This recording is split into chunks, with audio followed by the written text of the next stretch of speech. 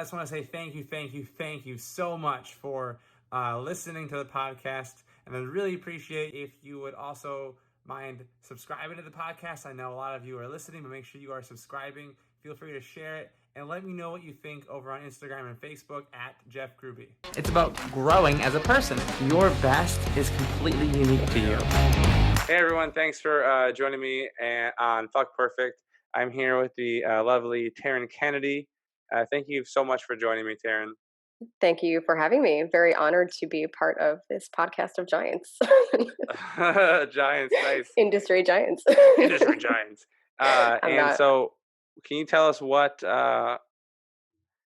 you've been working on lately? Like what, I don't know the exact accreditation you have or what you've kind of launched into, just to give people an idea of who you are. Then, what do you got? Sure. So I graduated with my second bachelor's degree of nutritional medicine about 6 months ago. So I'm a clinical holistic nutritionist. Nice. Clinical meaning just that I see patients basically, or I see clients on a one-on-one basis. Holistic meaning I don't just kind of look at your diet, but I look at you as an entire person. So I would look at all of my clients and take them basically where they're at, kind of find out what's going on with their, history. What are they experiencing? I deal with a lot of chronic conditions. Mm-hmm. So I think that it's my opinion that modern medicine is really, really great at treating acutely. So of course you're going to go to your doctor if you break your leg. They're not as good at treating chronic conditions like metabolic diseases, like chronic fatigue, things like that. Where I think that our diet and our lifestyle have a lot of power as far as, kind of helping those conditions. And I'm not ragging on mainstream medicine at all, not even a little bit. Doctors are super important. We need them. I love doctors. But I feel like they don't always look at you as a whole person. Their training is to compartmentalize. So if you go to your doctor and you say, oh, I have a headache, they'll say, okay, cool, here's some painkillers. Whereas my approach would be, okay, you have a headache. Let's try to find out what's driving that. If there's, triggers, And I think the, like you said, that they help acutely to help people kind of understand this, even if they're maybe not on board with the holistic approach.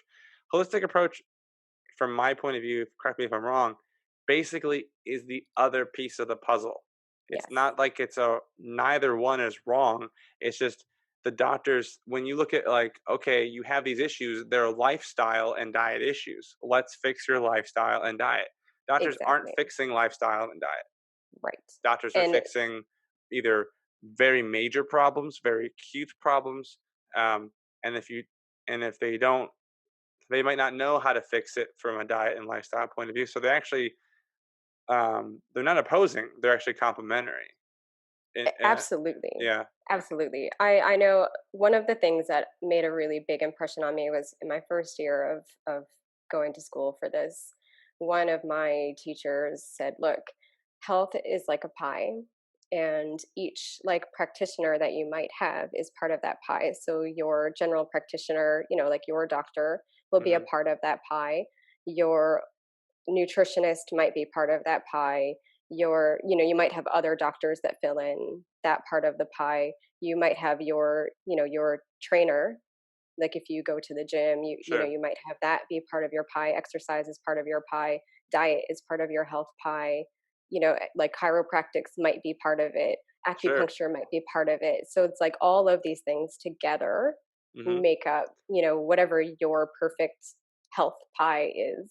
And it's going to vary from person to person. Some people might only need a doctor because they do all of these other things really well. Some people might need, an acupuncturist and a massage therapist and a doctor and, it's just all so individual. And what works for one person isn't always going to work for another.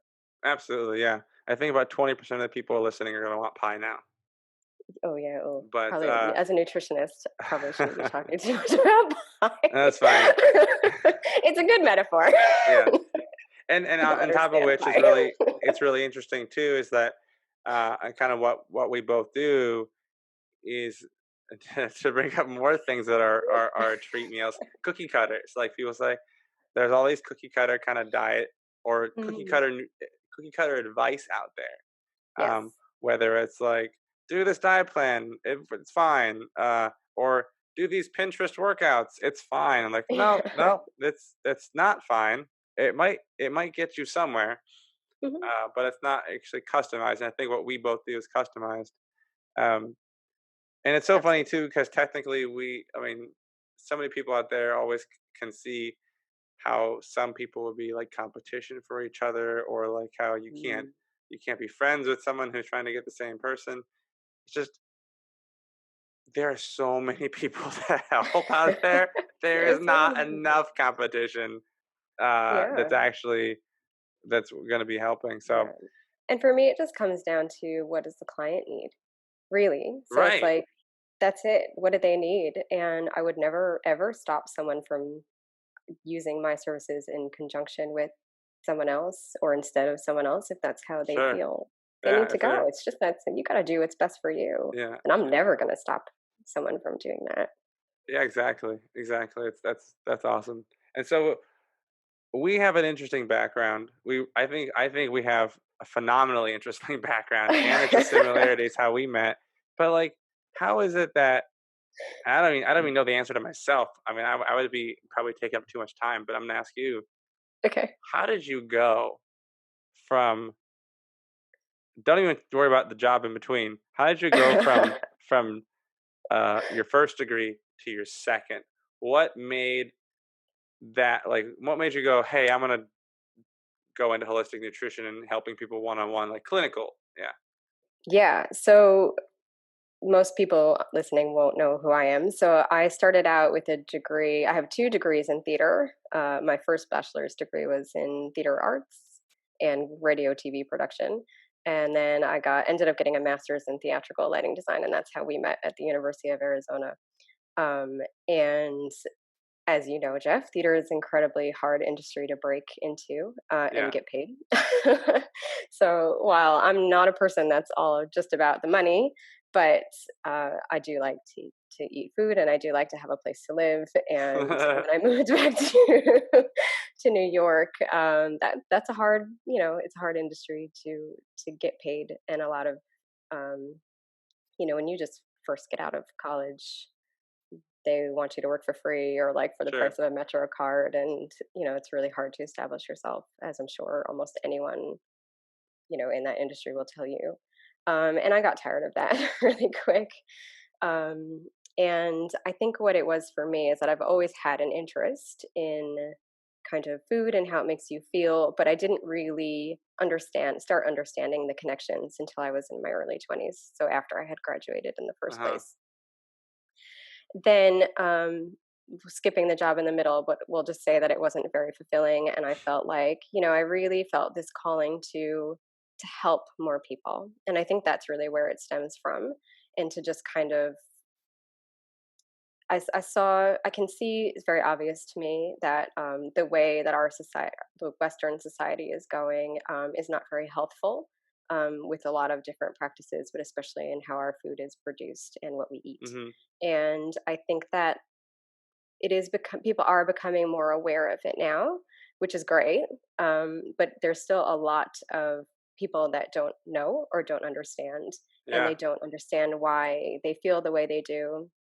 They don't make those connections to what they eat as to why they're feeling or why they have certain conditions. And I felt like I wanted to clear that up for people because it was so mind blowing for me when I made that connection. And I Uh was like, oh, huh. I want to help other people make that connection too, and don't waste all the time that I wasted to try to make that. Does that make sense? Yeah. So I'm wondering like what got you interested in theater Oh, well, like everyone else, I wanted to be famous. or famous? Famous actress, What silver and screen. and Uh, what do you think you wanted to do with your fame? I don't know. I mean, as a teenager, I just felt like, yeah, I just wanted to be an actress. I wanted to be a famous actress, and I don't know what I really wanted to Wh- do.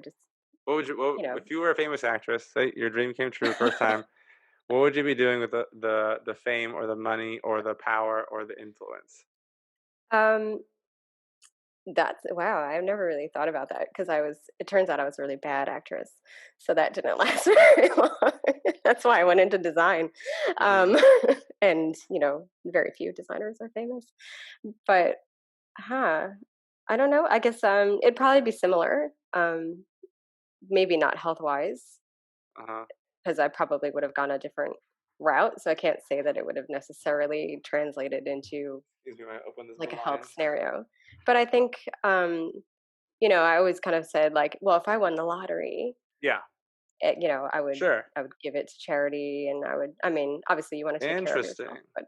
but I would really want to help, and I think I'd really want to help women specifically. Yeah. You know, well, that's like a whole nother, that's a whole nother topic for a whole nother podcast. Really, we Okay, could okay, talk about and that. yeah, But yeah, just in general, I'd want to help people. So I think that's always what it comes down to is that like no matter what I ended up doing, yeah. helping people was going to end up being part of that equation. Yeah, so the reason I even ask is one of the things that I wanted to do as a actor, aspiring actor, right, was um, well, first off, I love perspective, so I like understanding people's perspective, Mm, and the other thing is I like changing people's states, typically to good ones.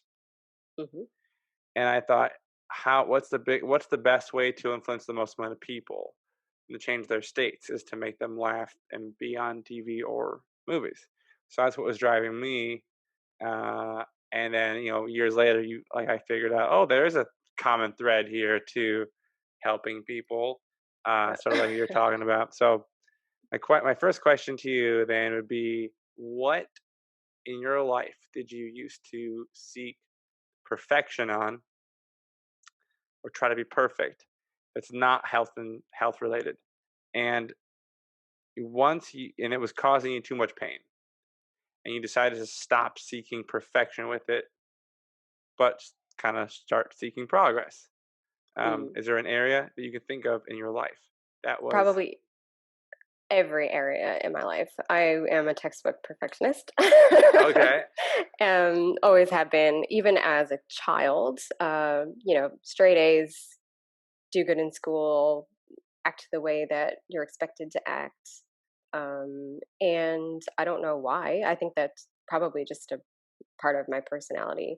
Uh-huh. Um, I remember my first trimester or semester of school, like when I first started college, when I was like, 18, new pulse, and I got like two C's and two B's, and I was like, "Excuse me, what just happened?" And I had like a little minor breakdown, and then I was just like, I passed.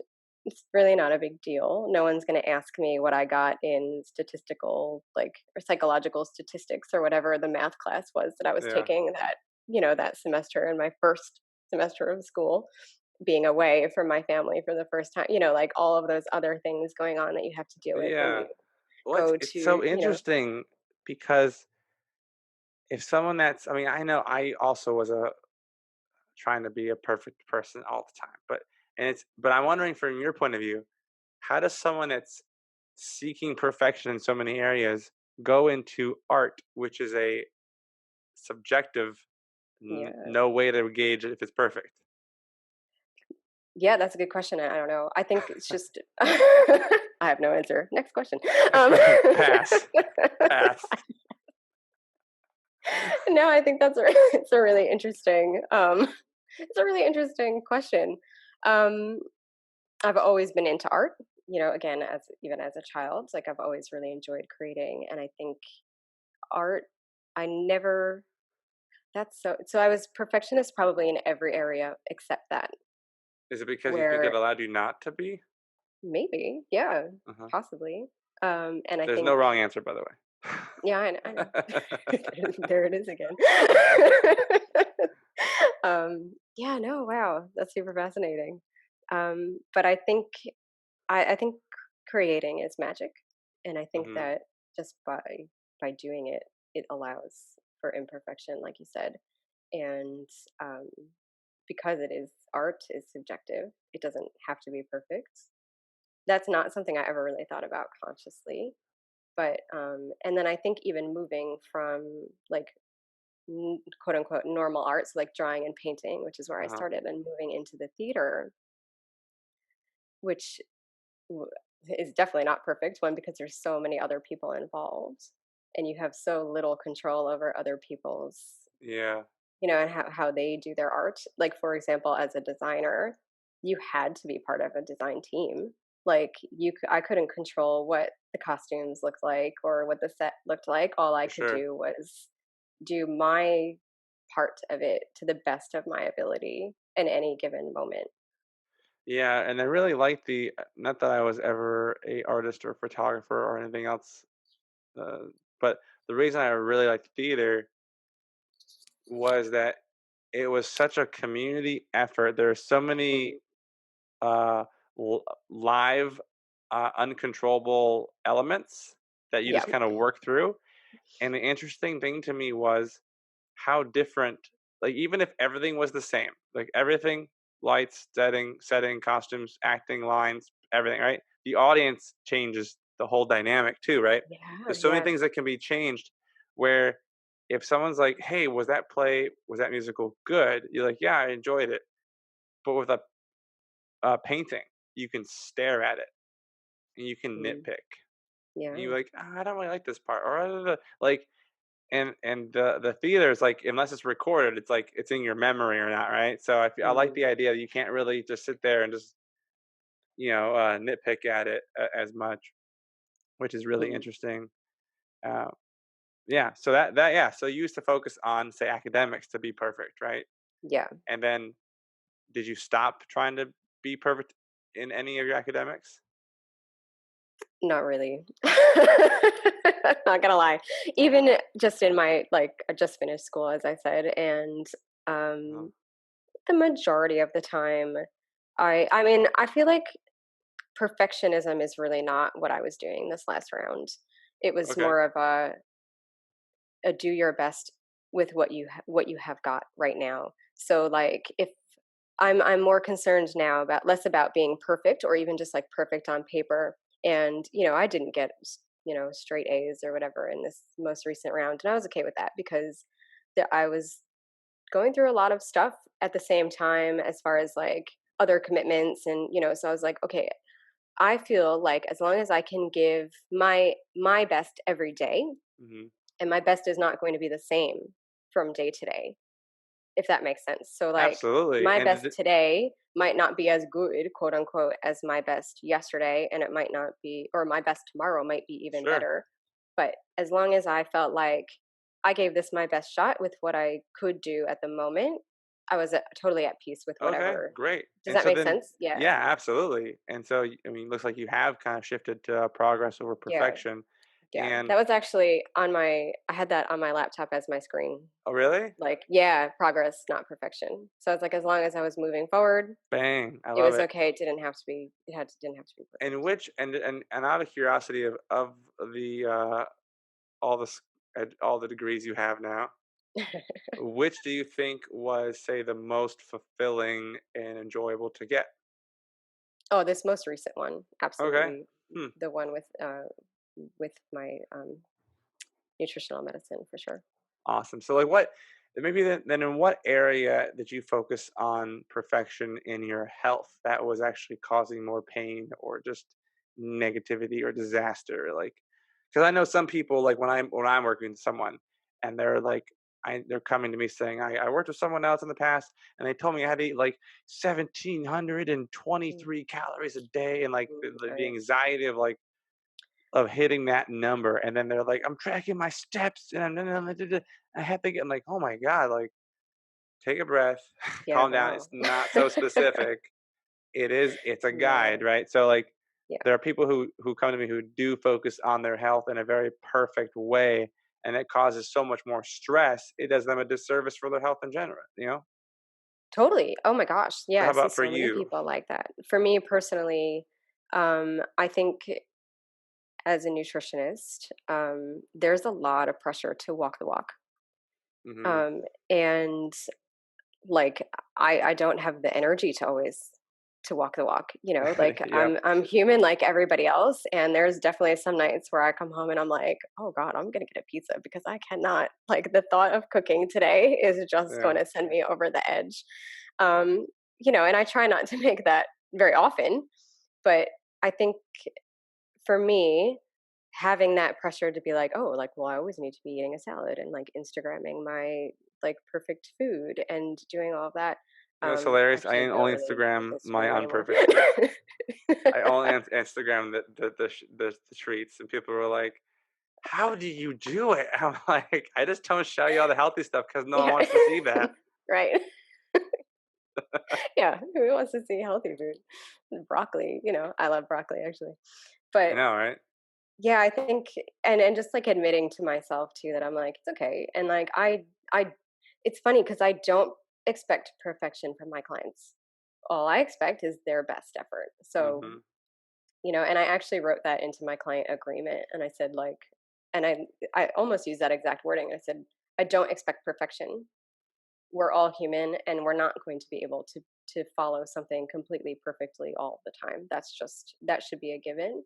What I do Yeah. expect is if I'm going to give you my best that I can, you give me your best. And if something's not working and you've legitimately tried to do it, then okay, cool, let's try to find a way that will enable you to follow it to a better ability, if that makes sense, Yeah, and you I know. do something similar where, I have a WTF plan for people, and it's catchy. I don't like to be super, like, clever, but, it's for when things fail. Hmm. Because the thing is, like, guess what? Shit's gonna happen. You're gonna have a bad Yeah. day. You might have a bad fucking month, right? Yeah. Totally. It does not mean you cannot do your best, make progress. Like Absolutely. there are a handful of times where I'm like, nope, I don't want to work out today. People are like, oh man, you love working out. I'm like, no, I often I do not. I like the feeling afterwards when I'm done because it feels awesome to Mm. have it done. So I'm like, oh, I'm gonna go do something for like 20 minutes, something real short, right? And then I'm like, okay, I get, and I might actually feel better. And sometimes I'm like, no, I still feel like shit. I don't Yeah. want. I'm angry. I don't want to waste my. I don't want to do it. But Mhm. I'm like, hey, I still did it, and I'm moving on, and that's it. And so things are gonna go bad, but you still can make progress with it. Like when people see like the things we were talking about, like Instagram posts, like people see me taking pictures of donuts or something, and it's like I can do that because 95% or more of the time I'm eating great. And you know what's Yeah. interesting? I was talking to a plant-based former NFL player yesterday for, I guess, a different podcast. I mean, my podcast. But the thing that I talked about was like as I went plant-based, uh, having more vegetables. The typical healthy meal for me, or healthy, the meal I ate was like chicken and broccoli, or chicken I knew you were and gonna sweet say that. potatoes, right? That kind of shit. So, and it's just super bland. And Mm. now that I have like all these vegetables that I'm eating, I'm like, okay, the combinations and the flavors and the seasonings, like I'm actually enjoying food a lot more being plant based because I'm getting so many different flavors and I'm feeling better. And Mhm. it's just been a great experience for me to really enjoy my food more. And when I'm making food, when I'm making like plant based meals, I'm like, oh my god, I'm gonna like eat the fuck out of that burrito bowl, you know? And I'm like, Yeah, as I'm definitely. making, I'm like, oh, it's so good, you know? And it's like, it's amazing. And adding like something like tahini to things like Mm. tahini garlic and kind of that kind of Yeah. seasoning, right?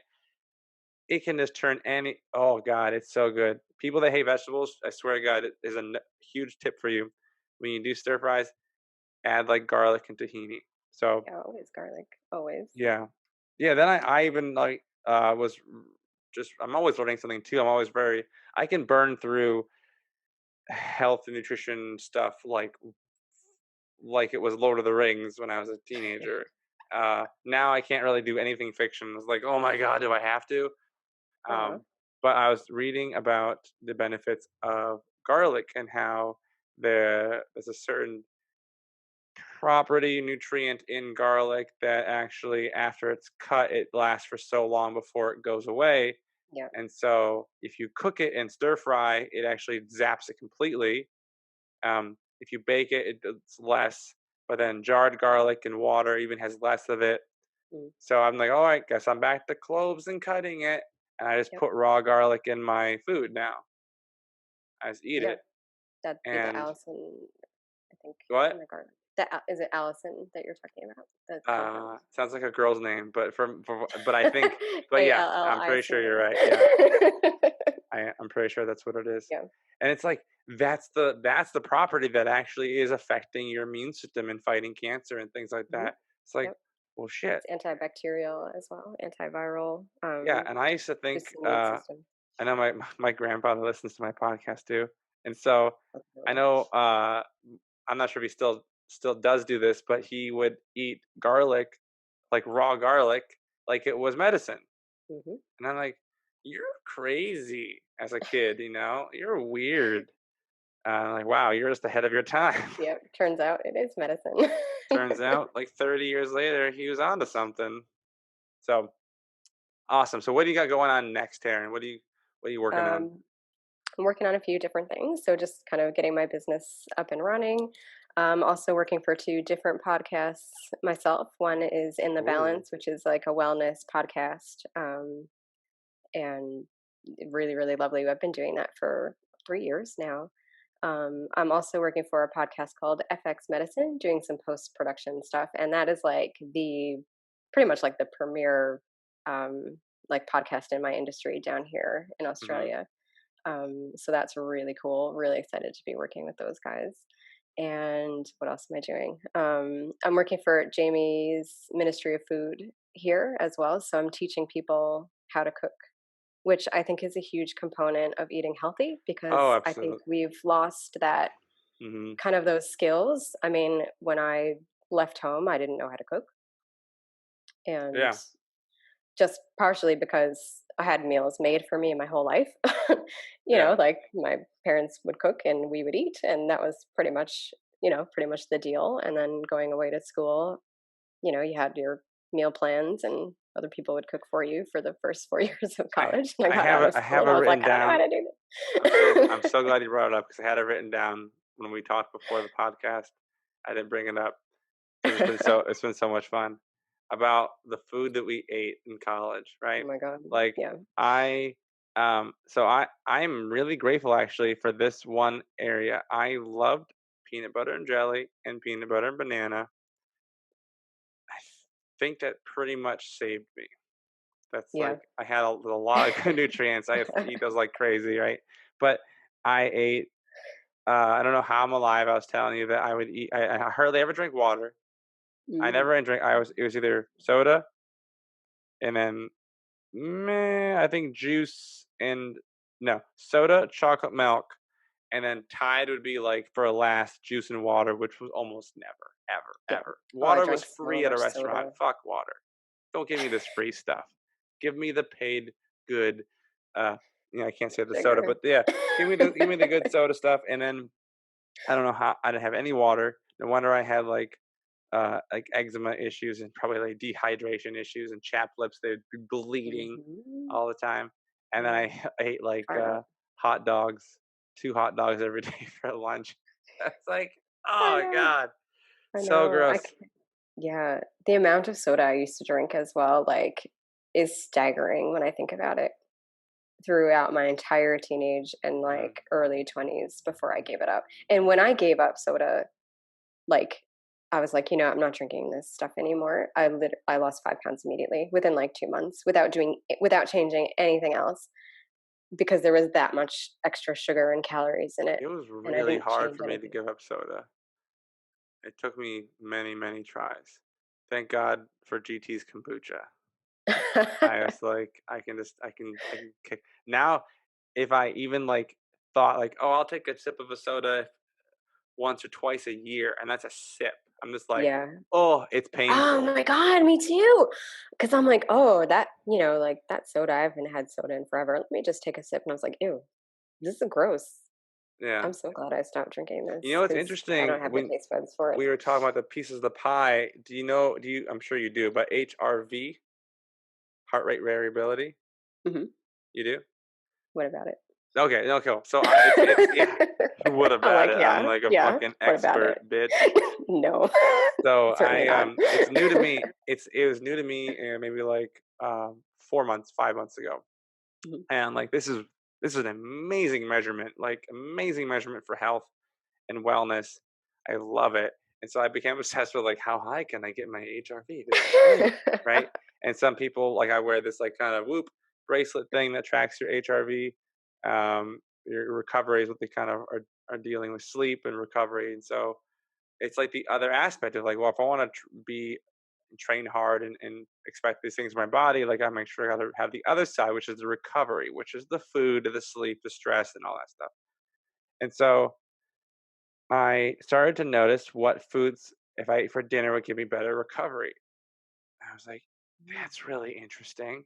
And then my favorite ice cream that I eat, which is salted cluster caramel cashew milk ice cream by So Delicious. It's like a little.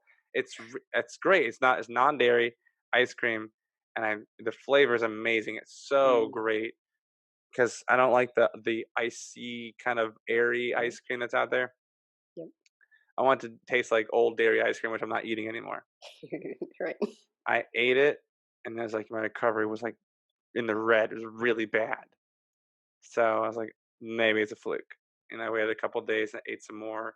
It was boom. I was like, no, it can't be that bad. Like my body's like having to process so much while I'm sleeping that I'm not actually entering a deep enough sleep to recover and rest. And so I was like, Yeah. mother. And so people usually report drinking alcohol will do that to them. And now obviously I understand that. I was like, damn it, something in that ice cream. Obviously the high sugar content and some Yeah. probably something else as well. So bummed. Yeah, that's That a was bummer. my jam. But it doesn't mean that you can't have it once in a while. Nope. No, you're an all or nothing kind of person. I am too. But I kind of want just, if you don't mind, I would like to circle back a little bit because I do you mind. talking about the Perfect. ice cream. Has to be a perfect podcast. No, It needs to be I don't. This 22 is not minutes. perfection. People are already at work. Okay, They've already turned it off. sorry. That's okay. Go Um, ahead. not sorry. Now I forgot what I was going to say. Oh Damn no, it, Jeff. circling back to perfection and ice cream. Oh yeah. So like, I think that one thing I wanted to kind of point out too is that like when people mess up their diets, Hmm. and they're like, "Oh, because I wasn't perfect with it, now like I'm just gonna go on a total binge and like screw Oh everything, and yeah, yeah, yeah. like I'm totally failing." And like I always tell like other people, I'm like, "Yeah, it's okay. Like, so you had a piece of cake or you had some ice cream, cool, fine, move on." Yeah. Go right back to where so Yep. it's like, oh, my day is ruined.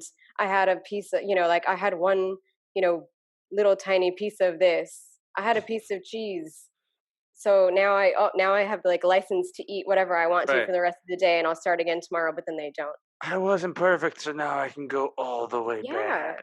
I'm like, yeah, no. exactly. And it's like, no, It's like, don't do and that. then the other thing too is because convenience is such a big thing. I haven't even thought about this until just now. Convenience is such a huge thing in our society, that we used to say, okay, well, on Thanksgiving, on Christmas, on my birthday, on 4th of July, Memorial Day, I'm gonna do all these things. I'm not gonna worry about, right? You have all these things, and then people now like the new year is basically after the Super Bowl because people are still gonna Yeah. wait till after that. But what I was thinking about was thinking like, okay, the idea you said about how if I mess up, I'm gonna go ahead and binge eat, right?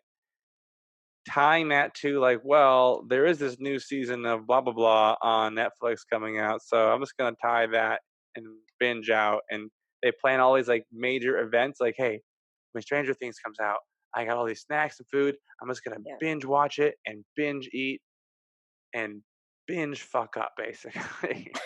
Binge escapism. My Yeah. Oh problems will yeah. not Oh, be there when I get back, huge, huge. right? Yeah. So I think like all these little things that we start to value, like seasons coming out and these little micro events, almost trigger those tendencies too. Mm. But I guess like my message to those people would be, and I've had to do this for myself too, is like, yeah, it's okay. See, you messed up a little bit. Just get right Mhm. back on the horse, like, oh, as they say, I don't know, I'm mixing metaphors again. But like, don't let it derail you. Just kind of accept your mistake and say, like, okay, well, like, I probably just really needed that. And now I Mhm. can go back to what I was your regularly Sometimes scheduled programming. sometimes what I'll do is be like, okay, if I really want a treat or something, I'm like, okay, I'm gonna eat some green vegetables first, and then I'll do it, and then I might eat the treat. Sometimes I'll do it and be like, nah, I'm full, I don't want to do it. And Mm, there's other times where I'm like, fuck those green vegetables, I'm not eating anything, yeah.